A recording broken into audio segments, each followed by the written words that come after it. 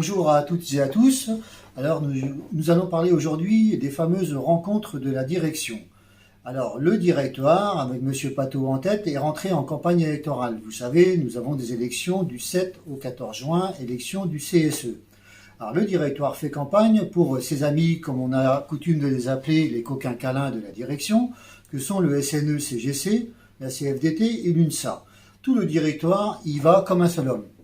Alors effectivement, ce sont des syndicats réformistes qui accompagnent non pas les salariés, mais qui accompagnent la direction dans ses projets destructeurs de nos droits sociaux. Alors on va prendre comme exemple le temps de travail. Alors comme vous le savez, tous les salariés embauchés depuis le 1er novembre 2020 travaillent une semaine de plus que nous, sans bien sûr une semaine de salaire en plus, car ils ont 5 RTT en moins. La CGT effectivement est en procès contre cet accord qui a été signé par les 3 syndicats précités tout à l'heure, et la première audience se tiendra le 7 juin. La direction également nous accuse de donner des faux chiffres, ou en tout cas de mentir, c'est le seul argument concernant l'intéressement.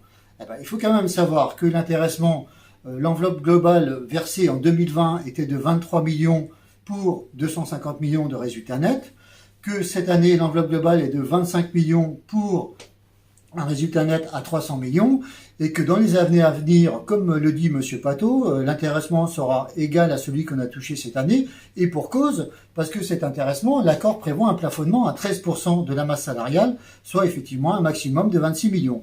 Donc je ne sais pas qui dit faux. Alors à comparer l'année dernière, en expliquant que l'intéressement a fortement augmenté, évidemment, puisque l'année dernière, vous aviez eu 210 millions de provisions, donc avec un impact direct sur l'intéressement.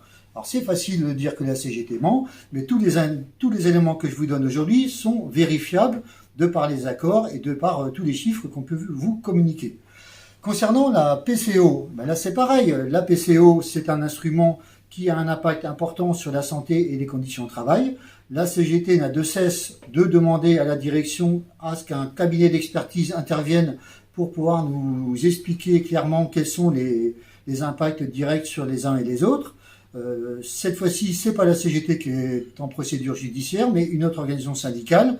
Et curieusement, ça déplaît là encore à M. Pato et son équipe du directoire. Donc voilà, vous voyez, c'est que la campagne est réellement lancée, le directoire a choisi son camp, et donc la CGT, évidemment, continuera de revendiquer. Concernant notre dernière démarche, qui a consisté à demander à M. Delaportalière, donc membre du directoire et DRH, une réunion extraordinaire de négociation concernant le pouvoir d'achat. Le membre du directoire, M. Delaportalière, nous a répondu qu'à ce jour, il n'était pas question de négocier quoi que ce soit concernant le pouvoir d'achat, mais qu'une réunion serait prévue en fin d'année par le niveau national, donc un accord de branche. Donc en clair, il nous renvoie sur les négociations annuelles obligatoires qui auront lieu en fin d'année.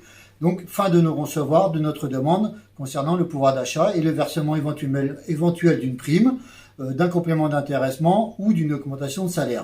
Donc vous voyez, il s'arc-boute sur toujours plus, mais toujours la rémunération en moins. Juste une dernière information, le DRH nous a indiqué les chiffres financiers. Nous sommes d'ores et déjà à plus de 10% de résultats supplémentaires par rapport à mars de l'année dernière.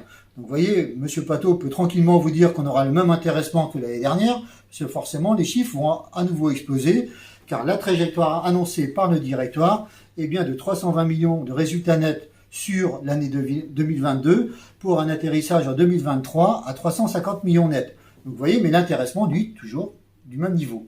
Voilà, donc c'était un peu pour contrer le discours du directoire qui n'a de cesse de taper sur les syndicats qui vous défendent.